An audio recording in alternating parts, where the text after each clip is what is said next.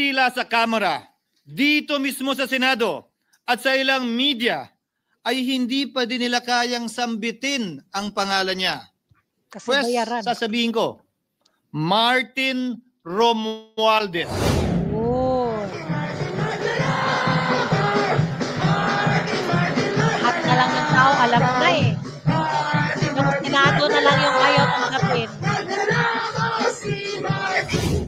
Punitin natin ang script ni Martin Romualdez. Yun. At higit sa lahat, huwag magpadala, huwag sabayan, huwag maniwala sa sarswela na nilalako ni Martin Romualdez. True.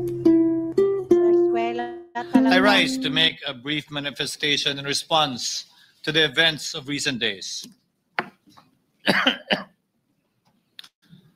Ginoong Pangulo, meron po tayong kasabihan sa wikang Pilipino. Kapag nagturo ka ng daliri sa iba, may tatlong daliri na nakaturo palagi pabalik sa iyo. Sa mga nakaraang linggo, malinaw na nililihis ang galit ng taong bayan tungkol sa mga ghost at substandard flood control projects mula sa mga totoong may kasalanan patungo sa Senado at sa ilang mga miyembro nito. Tila pilit na ginagawang panakip-butas, ika nga at fall guy, at diversyon ang mga senador palayo sa Kamara at sa mga tunay na may sala. Klarong-klaro po ang script nito. Ipitin ang tatlong dating DPWH officials, pakantayin sa kanila, mema banggit lang na senador, habang pinagtatakpan ang mga congressman na tunay na kasabwat nila sa mga lugar na ginagalawan nila. True. Simple ang patunay dito. Kapani-paniwala ba na wala silang kinausap na kahit isang congressman nakaupo na totoong may hawak ng mga distrito sa lugar na ginalawan nila sa hinaba-haba ng testimonya nila dito o sa Kamara? Banggit sila ng banggit. Name drop sila ng name drop ng pangalan ng senador. Mas kinaklaro naman kung inyong papakinggan na wala silang masabing direktang nakausap o binigyan ng anuman. Lahat ito para lamang ipako ang mga senador sa media at sa publiko at ilayo ang atensyon sa Kamara at mga congressman. Oh, yes. Bakit nga ba? Dahil tila mas malaking isda, ika nga, mas mataas, mas kilala ang mga senador kumpara sa congressman?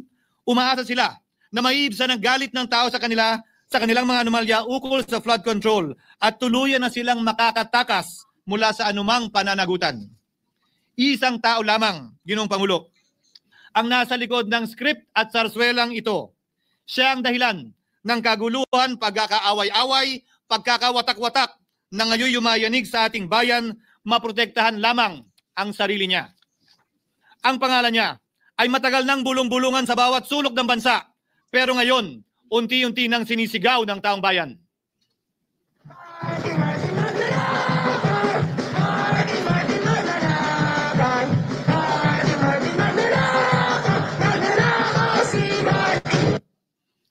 Pero Ginoong Pangulo, minamahal kong kasamahan, bakit tila sa Kamara, dito mismo sa Senado at sa ilang media ay hindi pa din nila kayang sambitin ang pangalan niya?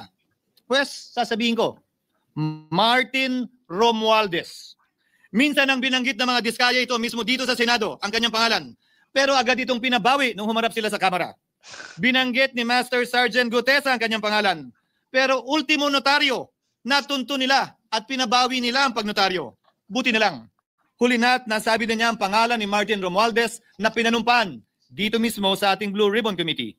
Hindi ba si Ginoong Gutesa hindi ba si Sergeant Gutesa lamang ang bukod tanging testigo na walang kinalaman, hindi sangkot sa flood control issue, Yes. walang hininging immunity, deal o proteksyon kapalit ng kanyang pagtestigo? Siya ang kauna-unahang nagtestigo na personal na naghatid ng pera sa bahay mismo ni Martin Romualdez. True. Ang salaysay niya, Ginoong Pangulo, ay kumpirmasyon ng matagal nang isinisiwalat ni Congressman Chanco at Mayor Magalong kung sino ang ulo sa paglilimas sa kaban ng bayan na ating naririnig na rin. 13,803,693 with Congressman Saldico as proponent. For the record, ang binabanggit po natin Representative Elizalde siya po yung chairman ng House Appropriations Committee. Wala kaduda-duda yan. Ito nga, hirap na hirap silang banggitin pa yung isa sa mga mastermind nila dyan, si Saldico, hirap na hirap pa silang banggitin. May isa pang mas mataas sa kanya? Hindi naman gagalaw yun kung walang, siyempre hindi naman gagalaw yun kung walang pahintulot yung mas mataas sa kanya. Just the House Speaker. Senator, Diba? Ginoong Pangulo, pahintulutan niyo po ako magkwento ng konti upang patotohanan ang mga salitang ito. Taong 2023 nung tinalaga si Ginoong Kiko Laurel bilang kalihim ng kagawaran ng agrikultura. Bilang suporta sa kanyang mandato, tinanong ko noon ang isang simpleng katanungan sa budget process natin. Bakit mas malaki ang pondo ng flood control kesa sa agrikultura? Why is it that the budget for flood control is bigger than the budget of the Department of Agriculture or the agriculture sector as a whole? The fifth biggest allocation, not even a department, is flood control. And allocating a measly 31 billion for irrigation, for rice. Why? Pagkatapos po noon, tinulungan ko siyang bawasan ng flood control budget at idagdag sa 2024 budget ng Department of Agriculture. Aniya, tumawag daw sa kanya si Congressman Zaldico dahil pinapatanong daw ni Speaker Romualdez, bakit binawasan ng pondo ng flood control? Ngunit wala nang nagawa si Congressman ko dahil sinabi niyang pasayan ng Pangulo. Nung termino ko rin po bilang Pangulo ng Senado, maraming beses po akong tinanong ni Pangulong Bongbong Marcos tungkol sa panukalang budget para sa 2025. Sinabi ko po sa kanya ang buo at tapat na katotohanan para malaman po niya ang tunay na larawan at sitwasyon ng pambansang budget para sa taong yon. Ito marahil, Ginoong Pangulo, minamahal kong kasamahan, ang isa sa mga dahilan kung bakit pinag-utos ng Pangulo ang pag-veto at pag-for late release o FLR at pag-hold ng malaking bahagi ng budget nila. Marahil, isa rin ito sa mga dahilan kung bakit ninais ng Pangulo na matanggal si Congressman Zaldico bilang chairman ng House Committee on Appropriations dahil sa mga inilahad ko at marahil na-discover din ng Pangulo kaugnay sa 2025 budget.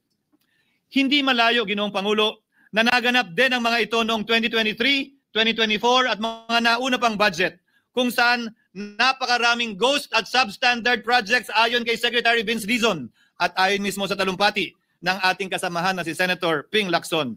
Ngunit marahil ay walang naglakas loob na sabihin ng katotohanan kay Pangulong Marcos o magsumbong sa kanya kaugnay sa ilang mga bagay na ito bago ako.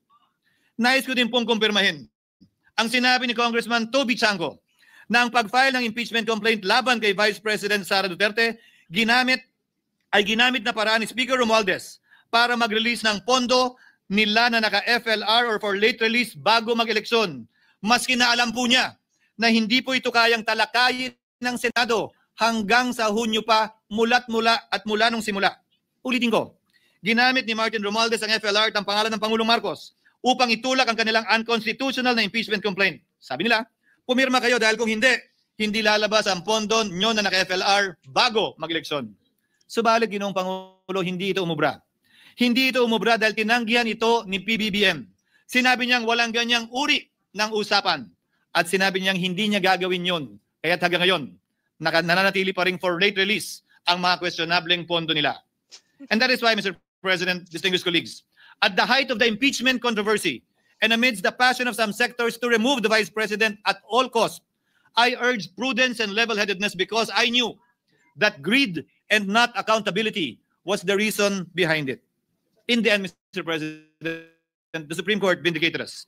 The Supreme Court vindicated us by saying, among others, quote, there is a right way to do the right thing at the right time. This is what the rule of just law means. Close quotations. Ginoong Pangulo, sinisi po sa akin ni Speaker Romualdez ang pagkakatanggal kay Congressman Zaldico. Sinisi po niya sa akin ang pag-FLR or for late release ng kanilang mga proyekto.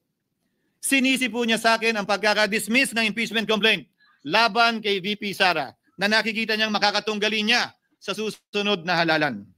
Sinisi din niya po sa akin ang pagkakasira ng kanilang maitim na balakin sa 2025 budget na nagawa nila ng walang balakid na mga nagdaang taon. Naging tapat ako at ginawa ko lamang ang aking tungkulin. Kung ano ang tingin kong tama at nararapat para sa bansa at sa sambayanan. Subalit, sa kabila po nito, nagsimula na ang lahat ng bira, paninira at kaso laban sa akin at sa Senado. At ang nasa likod ng lahat ng ito, walang iba kung hindi si Martin Romualdez. True. Ika nga ni Mayor Magalong na ngayon lamang nakita ko sinisiraan na rin ngayon.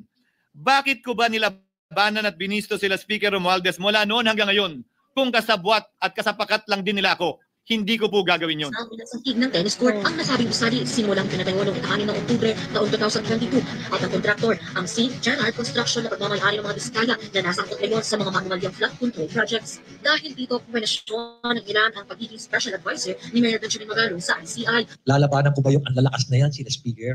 Lalabanan ko ba yung mga mayayaman na yan? Kung ako'y bulok, I fought for what is right. Yes. Ano nga ba ang ginawa nila sa akin? Una, hinalungkat ang isyu ng campaign contribution na tinanggap ko mula sa isang individual na may-ari ng kumpanyang nakakuha ng kontrata sa gobyerno. Inipit niya ang budget ng COMELEC sa Kamara dahil dito at binusisi ang di umano kaso kong ito. Subalit, Ginoong Pangulo, tulad ng sinabi ko sa simula ng aking talumpati, kapag ka nagturo ka ng daliri kanino man, may tatlong daliring nakaturo pabalik palagi sa iyo. Anong nangyari? Hindi ba't biglang may lumabas na ulat ang PCIJ na ang dami naman palang opisyal, hindi lang senador, mas mataas pa ang tumanggap din ng ganung uri ng kontribusyon noong 2022 elections? Ang tanong ko ay simple. Kung legal at walang mali sa ginawa nila, edi dapat legal din at tama ang ginawa ko. Pero bakit ako lang ang iniimbestigahan tungkol dito? Higit pa doon, Ginoong Pangulo, hindi ba tayon kay Mayor Magalo merong 67 na miyembro ng Kamara na kontraktor? Ito po ay mga miyembro ng Kamara na may construction firm na nakakuha ng kontrata sa gobyerno. Kung bawal talaga ito, ibig sabihin ba niyan, bawal na nilang gastusin ang sarili nilang pera para sa kanilang sariling kandidatura? Bakit hindi din binubusisi yun? Bakit hindi inaalam yun? Ako lang talaga? Pangalawa, inintriga ni Martin Romualdez ang dating liderato ng Senado dahil sa pagkakaupo at pagdinig ni Senator Marcoleta sa Blue Ribbon Committee dahil marahil sa pananaw niya ay hindi siya safe kay Marcoleta. Ngunit, Ginoong Pangulo, sa hindi niya inaasahang pagkakataon, nung araw ding yun, nagsalita ang mga diskaya, pinangalanan ng 17 congressman na kasosyo niya, kabilang ang pagbanggit na naman ng pangalan ni Martin Romualdez. Karamihan sa mga kawani ng DPWs na nabanggit sa itaas ay paulit-ulit na binabanggit ang delivery ng pera ay para sa kaisaldi ko na dapat at least 25%. Si Kong Marvin Rillo naman ay ilang beses na binabanggit ang pangalan ni Speaker Martin Romualdez bilang kanyang malapit na kaibigan. Isa na naman po itong patunay, Ginoong Pangulo. Kapag ka nagturo ka ng daliri sa iba, may tatlong daliring nakaturo pabalik sa iyo. Pangatlo, sa pagdinig ng Blue Ribbon Committee kung saan ni-name drop ako ni Yusek Bernardo, bagaman inamin niyang personal na mismo na hindi niya rekta kung nakausap o binigyan ng anuman, bigla namang tumestigo si retired Master Sergeant Gutesa at muling pinangalanan si Martin Romualdez na hinahatiran daw niya ng pera sa mismong bahay nito. Ang bawat malita ay may lamang humigit kumulang 48 million pesos. Kalimitang dinadala sa bahay ni Congressman Saldico, ibababa lamang namin ay 35 malita para i-deliver sa bahay ni House Speaker Martin Romualdez. Gamit ang script niya sa pagturo sa akin, ayan na naman. May tatlong daliring nakaturo palagi pabalik sa kanya tuwing ginagawa niya yan. Ulitin ko po for the record, Ginoong Pangulo, ang sinabi ni retired Master Sergeant Gutesa. 35 maleta ng pera na naglalaman na mahigit kumulang 48 milyong piso bawat isa o kulang-kulang 1.7 billion pesos sa isang delivery. Ay di umano hinatid niya sa iba't ibang bahay, sa iba't ibang pagkakataon ni Martin Romualdez. Subalit, sa kabila ng lahat ng ito, hindi ba nakapagtataka? Bakit hindi sinasama si Martin Romualdez sa anumang investigasyon? DOJ man, NBI man, AMLAC man. Correct. No ako po'y pinuntahan. No ako po'y dumalo sa imbitasyon ng ICI bilang resource person. Binanggit ko at tinanong ko din ito sa kanila. Ganito ba katindi ang kapangyarihang hawak ni Martin Romualdez? Na bagaman hindi siya speaker, tila the name that cannot be mentioned pa din siya at nagagawa pa din niya ang nais niya kaugnay sa isang mapamiling hustisya o selective justice. Halimbawa, bakit ang daming kondisyon bago ipasok ang mga diskaya na nagpangalan sa maraming congressman sa witness protection? Pero pag si Alcantara, Hernandez at Bernardo, walang ganong kaparehong kondisyon. Bakit hiniling agad ang freeze order di umano para sa asset ng mga name drop na senador? Pero maliban kay Congressman Zaldico na mukhang nilalaglag na nila, ni isang congressman walang request para sa freeze order. Pagdating naman kay Martin Romualdez na dineliveran ng bilyong piso sa bahay mismo niya, ang sabi ay, quote, "We will work on it lang." Bakit interesado ang lahat sa 6 na senador na idadawit di umano ni Bryce Hernandez na handang-handa tayong alamin sana kung sino-sino sila para mapagpiestahan natin sila? Pero nung sinabi ni Bryce na hindi pala senador, kung hindi kongresista lamang ang papangalanan niya, aba, biglang naglaho ng parang bula ang atensyon. Parang wala na nagtanong. Parang wala nang interes para alamin. Sino-sino nga ba yung mga yan? Kung ako po yung tatanungin nyo, alam ko merong 6 na senador eh. May nagtatanong sa akin, bakit wala si Cheese? And my answer to that is, I'm almost sure, no, probably hindi ma-mention si Cheese simply because walang insertion doon. Si Sa Bulacan. Escudero.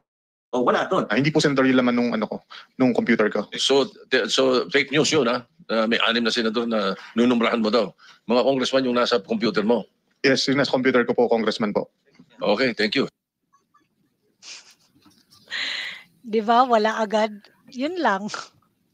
Nagkataon lang ba, Ginoong Pangulo, na ang mga nakaupong senador na dinidiinan sa ngayon ay ang dating Pangulo, dating pro tem, dating punong mayoriya ng Senado, na lahat nagkataon din lang ba na bumoto kontra sa depektibong impeachment ni Vice President Duterte o talagang tinumbok lang kami?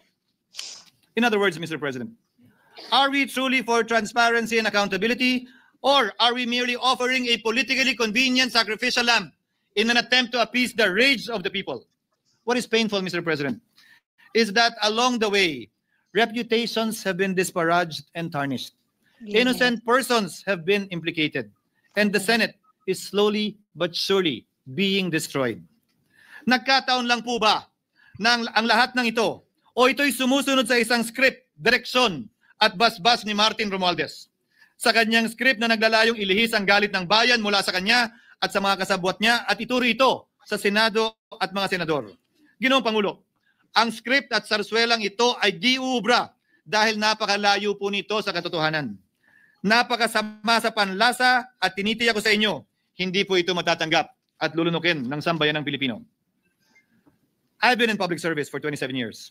I have never been accused nor charged with corruption. This is the sterling record which they are trying to tear down, and I tell you, they will not succeed. I will defend myself, Mr. President, against these malicious and false allegations. In fact, I have already filed and will be filing necessary and appropriate charges against my accusers and prove them wrong.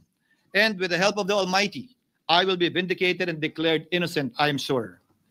Kaya ko po ipagtanggol ang sarili ko, Ginoong Pangulo. Ngunit, Ginoong Pangulo, sino po ang nagtatanggol sa ating institusyon? Kaya't ang aking tanging hiling po sana sa inyo, Ginoong Pangulo, at sa ating mga kasamahan sa Senado.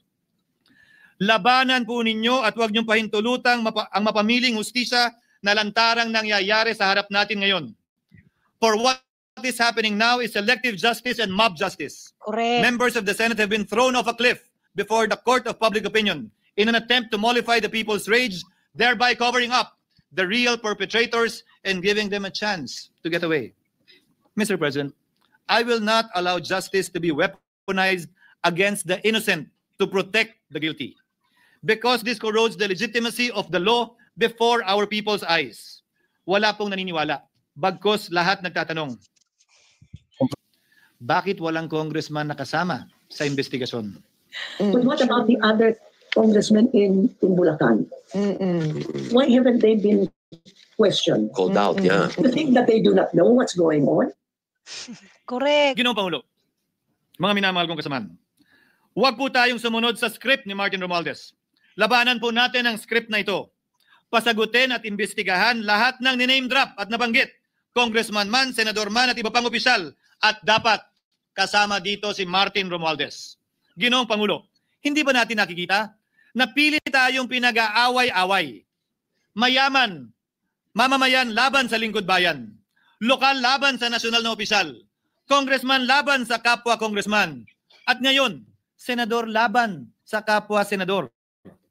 Pamilya laban sa pamilya. Pilipino laban sa kapwa Pilipino. Ginoong Pangulo, tandaan po natin, mas madaling manipulahin at ang nag-aaway at nagkakawatak-watak na bansa. At ito ang eksaktong gusto nilang mangyari. Ito, sa aking paniniwala, ay bahagi pa din ng script at sarswela na nais palaganapin ni Martin Romualdez upang lituhin, guluhin, linlangin at sirain ang ating lipunan at bansa para lamang huwag siyang mabisto. Sana ay huwag nating payagang mangyari ito. Ginoong Pangulo, tulad ng sinabi ko sa simula ng aking talumpati, sa kada mapang-akusa at mapanghusgang daliri na ituturo ninyo sa inyong kapwa, lalo na kung walang basihan, merong 3 daliring palaging nakaturo sa iyo pabalik. Sana po, maging mapanuri tayo. Huwag dali-daling magturo at maghusga dahil lamang sa napakinggan. Huwag tayong sumabay, kumampi, at magpadala sa script at sarswela ni Martin Romualdez. Kung kayo ay kakampi ni Martin Romualdez, pues sumunod kayo sa gusto nila. Una, maniwala kayo sa mga sinasabi ng testigo niya na nagtuturo lamang sa mga senador. Pangalawa, ibuhos niyo ang galit niyo sa Senado at ng mga senador at palayo kay Martin at sa mga congressman. Pangatlo, pagdudahan at sirain niyo si Sergeant Gutesa na bukod tanging hindi nakinabang at walang bahid at hiningi anumang kapalit sa pagsabi ng katotohanan. Pangapat, huwag niyong payagang mabanggit man lang ang pangalan ni Martin Romualdez. Panglima, huwag niyong payagang ipatawag si Martin Romualdez sa anumang investigasyon. Pang-anim, huwag niyong payagang imbestigahan si Martin Romualdez at mga kasamahan niya saan mang lugar. Ako, Ginoong Pangulo, hindi ako kakampi ni Martin Romualdez. Kaya lalabanan ko siya at lahat ng panglilinlang niya. Una, papatunayan kung hindi totoo ang mga panggigipit at paninira ng mga testigo niya laban sa akin at mga senador.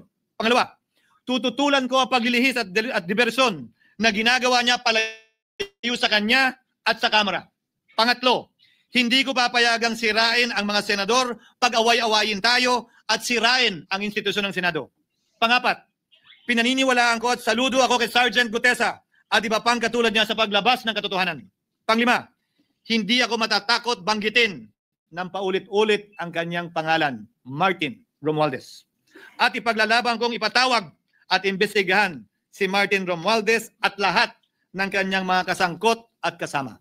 Yes. Ginoong Pangulo, mga minamahal kong kababayan, kung nais niyong lumitaw ang katotohanan, kung nais niyong panagutin ang tunay na salarin, kung nais po niyong makulong ang tunay na may kasalanan, huwag ninyong kampihan si Martin Romualdez. True. Punitin natin ang script ni Martin Romualdez. At higit sa Yes. lahat, huwag magpadala, huwag sabayan, huwag maniwala sa sarswela na nilalako ni Martin Romualdez. Maraming salamat po, Ginoong Pangulo. True. Naku talaga. Kasi yung mga nandyan sa Senado ngayon, yung sa Blue Ribbon, mga tauhan din ni Martin Romualdez. Nakakaloka. Kaya magkudita na kasi kayo para i-change na yang si Soto at saka si Lacson para si Alan Peter Cayetano na at saka mabalik si Marcoleta, no? Sana naman gawin nila yan eh.